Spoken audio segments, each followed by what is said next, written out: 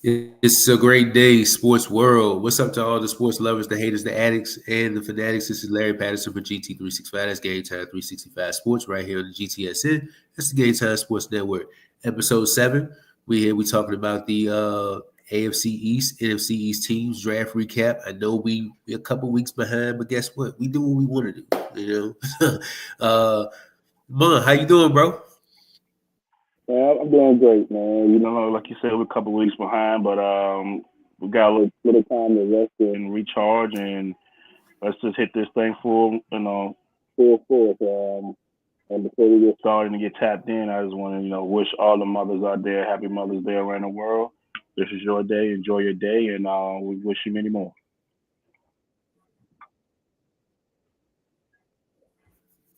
That's right. Happy Mother's Day. I don't know what's going on with me right now. It look like I'm froze up. But happy Mother's Day to all the mothers out there. My mother, your mother, among all the mothers. So we are here today talking about the AFC NFC East teams. We're gonna start with Buffalo Bills. And so Buffalo's draft picks in the first round, pick 30, quarterback Maxwell Harrison out of Kentucky. If I'm not mistaken, did you have this pick him pick there? No, I had Maxwell to Green Bay, like whenever Green Green Bay picked. Bay. So I had him going to Green Bay.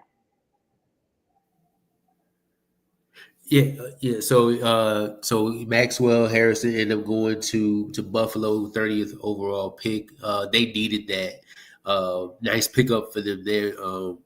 Josh Allen always seems to be doing the work to put him up in the games, the playoff games, especially where they need to win, and then the defense kind of crumbles, and you know the rest. So that was a great pickup there for them at the quarterback spot. That's a spot that's needed, well needed for them. Second round, pick 41, they picked defensive tackle TJ Sanders out of South Carolina. Again, attacking the defense. They went defense the the next two picks with Landon Jackson, the guy that I had going to Philly. They picked him, and I love Landon Jackson from Arkansas. So you add that to the defensive line, and then you add Deion Walker, defensive tackle from Kentucky, pick 109 in the fourth round. Uh, Adding to the defensive line again, once again, stockpiling that defensive lineup. And then in the fifth round, they go pick 170. They go cornerback Jordan Hancock from Ohio State. What's your opinion on the Bills going five straight just defensive picks? Well, man, my opinion of it is, hey, man, they know what they're lacking. What are these players going to get them over the hump? It's going to get them past the Kansas Cities, the Baltimores, the Chargers, or whatever the case may be. Because you got Superman on offense and Josh Allen. Apparently, from according to this draft, Buffalo made it a well concerted effort to stockpile the trenches to give AJ Espinosa some help. Regularly, so just get them boys some extra push up the middle by adding Landon Jackson, TJ Sanders, two SEC guys that have been through some battles. So yeah, man, I do like the direction that Buffalo went in this draft, getting Maxwell Harrison in the first round, getting him some much needed help outside at corner because they pretty much moved on from former 2021 or 2022 first round pick Kalar Elam out of Florida. He hasn't panned out to what they thought they were going to be. They've had Christian Benford playing a good role. You had a couple other corners filling roles as well. So getting you some young youth and speed in the secondary is hoping to put Buffalo over the top in 2025. Yeah, I think Christian Benford signed an extension in the offseason. And like you said, Kyrie Elam, he ended up getting traded to Dallas. So he starts in Dallas with a fresh start there. Not the exact pick what Buffalo thought they were going to have drafted in the first round a couple years ago. But then in the fifth round, pick 173, they took tight end Jackson Halls out of Georgia Tech. In the sixth round, pick 177, they went defense the next two picks. Dorian Strong, cornerback out of Virginia Tech, and right back to back picks 177, 178, and in 178 they picked cornerback Bilal Cone from Western Michigan. So adding to the cornerback room, I love it, and definitely the spot where you needed it. And then in the sixth round, pick 206, they took offensive tackle Chase Lund from Connecticut. And in the seventh round, pick 240, wide receiver Caden Prather from Maryland. I see a little bit of film on him. He could be a dark horse pick, lock for the 53 man or maybe the practice squad. But yeah, that's the Bills draft picks. I like what they did here, going, like I said before, going to the defensive side of the ball. Anything else that you want to touch on the bill? Oh, also they did sign who was it, Tre'Davious White back this offseason, but that gives him a veteran presence. But I don't I mean, he's kind of like too many injuries. He can't be too hopeful in that room, right? Yeah. I mean, he's just a vet in the room. He's familiar with the Brandon Bean and the coaching staff. But just to recap on this Bills draft, the first four picks, Maxwell Harrison, Deion Walker, Landon Jackson, TJ Sanders. They're showing a concerted effort to in the trenches, man. If you think about it, TJ Sanders was a late one, early two. Landon Jackson, that's a probably you could have got him in the second round, got in the third round, so that's a low value. At the beginning of the year, last summer, the Deion Walker, he was projected to be a top 10 pick if everything go right according to his 2023 film. Yes, he didn't have the best 2024 film, but he still was one of the guys that was projected to be a top 20 pick, preseason last year. So, man, if you ever get his motor right and play with some consistency, they might have a diamond in the rough in the fourth round, pick 109. That could be your next your next Chris Jones, or have that type of impact, for the Buffalo Bills, which they desperately need to get past, Kansas City and Baltimore. Could be, because he's got a crazy body type, and I've been watching him since. Yeah. I've been seeing him since probably his sophomore year. It's kind of like keeping a close eye on him. Like you said, they had a production this year, but that's definitely a project that could turn out very special in the long run. Mm-hmm. So moving on to, let's go to the Jets here.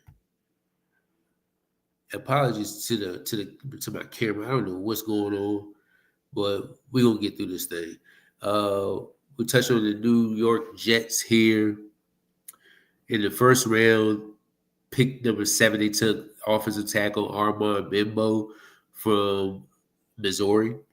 In the second round, pick 42, tight end Mason Taylor out of LSU, who a lot of people are kind of high on him. Third round, pick 73, quarterback Ezra Thomas out of Florida State. Fourth round, pick 110, wide receiver Arian Smith from Georgia. In the fourth round, pick 130, safety Malachi Moore out of Alabama. In the fifth round, pick 162, linebacker San Francisco. I'm about to say San Francisco Buago out of Miami. And also in the fifth round, pick 176, defensive end Tyler Barron out of Miami. I like what they did going out the gate with Armand to get Justin Fields some protection there, and then doubling back in the second and getting him a tight end weapon who I'm not going to say who they're comparing him to, because, comps Tecumseh overrated. But I feel like Mason Taylor could be something special. Do you agree there? Mason Taylor has the makings to be top 5, top 7, 8 tight end in the league in a couple years to come. Their first round pick, Armand Membu, that was my OT1 going into the final ranking. So, I mean, you know, to the fact that you're hitting that 7, that's a home run to protect the field. Then you have bookend tackles with Olu Fashanu, the Jet 2024 first round pick. And, you know, for him with members, so whoever, if Justin Fields is a placeholder, if Justin Fields is a long-term answer, they do have 2 bookend tackles for the next 10 plus years to protect whoever the quarterback future may be. And then, like you said, if he was really come back in the second round with Mason Taylor, which, you know, he did have a little late first round buzz, but to get him at 42, I think that's a solid spot to give Justin Fields some comfortability over the middle of the field, along with Jared Wilson, Brees Hall, and crew. And then you get, a first round corner, in my eyes, and Ezra Thomas in the third round. I'm not sure what made him fall that far. But, you know, hey, you know, get a tall, rangy corner in the third round that has the first round grade by some people late round. Hey, I think that's a great plus value. But then you come in the first round, you get Aaron Smith, which I watched him a little bit at Georgia. I didn't understand his pick right here. You know, he's more of a speed guy. He's a body catcher.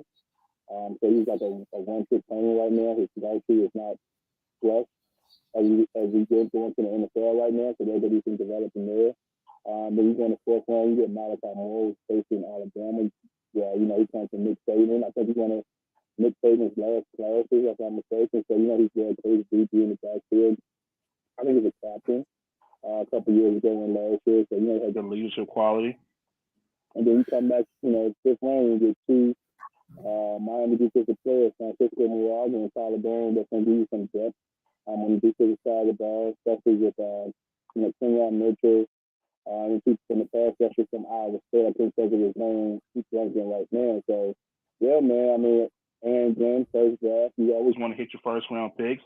I think he did a great job, and, you know, the sixth staff did a great job with the first, second, and third round picks. And his later round picks, if they can get some depth and do some developmental pieces for the squad in 2025.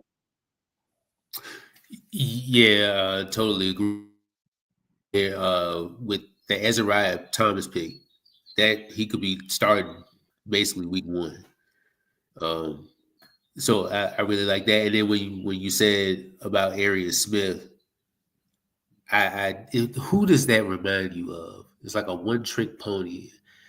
Somebody like a John Mechie. Sure, I can go a little further back than that. I'm thinking of Darius Hayward. Oh God, I mean, some of the one-trick ponies that we took as Raider fans.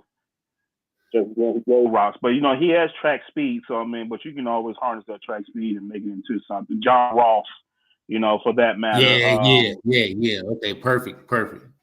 Yeah, so, I mean, you know, he has track speed. I think he ran a 4.2 in school. I don't know what his combine 40 was, or even if he ran, but he's raw. And like I said before, he's a body catcher. He doesn't have the greatest hands.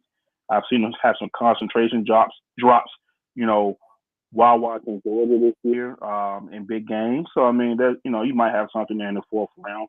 I probably would have went with a little something more proven. Probably could have got a guy that could come in and step and help right away. A little more than Aaron Smith, you know, in the fourth round. But, hey, you know, your board is what your board is. And maybe, you know, they was, you know, best player on that board in that round. And you put a swing for speed, especially with Jared Williams and Alan Lazard and Mason Taylor. So I understand where they're coming from. So. Didn't they signed Mecole Hardman last year, right? Yeah, they signed Mecole Hardman last year. Then Kansas City traded back for Mecole Hardman before they did.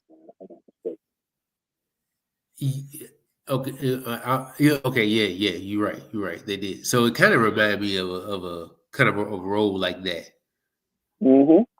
Like it ain't too much he gonna be doing. Yeah.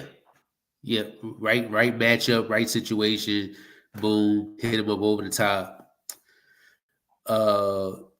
and then added the depth to the safety group with Malachi Moore. You got Andre Cisco back there, Tony Adams, Malachi Moore, another draft pick that could be starting. Coming in the start of the season, and then Francisco Muaga competing in that linebacker room. So we'll see what happens with the Jets, man. Anything else on these Jets here? Not anything on the Jets, man. But I'm gonna tell you, man. Like I'm looking at these draft picks, these late round draft picks, especially the ones that are coming from Miami. Hey, man, listen. Let me tell you something. Next year's class, I know I'm getting ahead of myself, but next year's Miami, Miami might have 3 or 4 first rounders on that roster right now. So they're chunking out talent. So hey, man, just be on the roster, be on the lookout for Miami and what they're going to be putting out in the NFL in the next couple of years, because they got a couple of offensive tackles and a couple of defensive ends that's pretty special. That's going to be on everybody's radar come this fall. All right, we'll be looking forward to that. Going to the next team, we're gonna go. Let's go Miami. Let's go. And Dolphins draft picks consist of defensive tackle Kenneth Grant, which I didn't think they were going to go that particular way, but it's a good pick for them. They need the depth down there. Then they go offensive guard Jonah. You might know. Say it again. Jonah Savania. I think it's Savania. Savania, I think. I had a feeling it was that, but I didn't want to mess it up. But offensive guard Jonas Sanavia out of Arizona. He goes 37th overall in the second round. In the fifth, they don't pick again into the fifth. Pick 143 defensive tackle Jordan Phillips out of Miami, which I think went a little too high there. I felt that in the fifth round that was kind of rich. Like you could have went somewhere else. And then pick 150, also in the fifth round, they had 3 fifth-round picks. So the next fifth-round pick, they had cornerback Jason Marshall Jr. out of Florida. And then pick 155, safety Dante Trader out of Maryland. So there's 2 Maryland players getting picked there. In the sixth round, I was high on this guy going to the start of the season, but obviously he didn't have the season that I thought he was going to have, like he had in previous year. Ollie Gordon, the second running back out of Oklahoma State, big physical back. This is your cold weather back. Because you know how Miami is when they play it in cold weather. Yep. And playing against teams that are better than them. They don't play really well, and then they don't have that running back to push the needle like that. So I think that was interesting right there. Going with him in the 7th round, pick 231, you go quarter Quinn Ewers out of Texas, and then defensive tackle Zeke Biggers going 253rd overall out of Georgia Tech. Quinn Ewers, will he be a quarterback on this roster? September? Yes. I'm gonna say yes to that, and I almost want to say that don't be surprised if you don't see Quinn starting at some point throughout the season, whether it's because of Tua's injury history, Dolphins being out of it. I can see Quinn getting a couple starts on this set this year. Okay, especially with know what the health of Tua is going to be like, and the only other quarterback you have on there is Zach Wilson. Wait a minute, you got Zach Wilson over there. Zach Wilson. Yeah, Milf Levins, man. I mean, you know how I feel about Zach Wilson, man. Like, I mean, you've seen what Zach Wilson can be. in the league. You know his feeling is. So I mean, if you're gonna just go ahead and You're gonna start. If you're gonna start somebody besides Tua, go ahead and see what you can get out Quinn. He's been around. He's played plenty of experience. He has plenty of college ball experience. He's been in some big games. So I just don't see the point. This is me personally.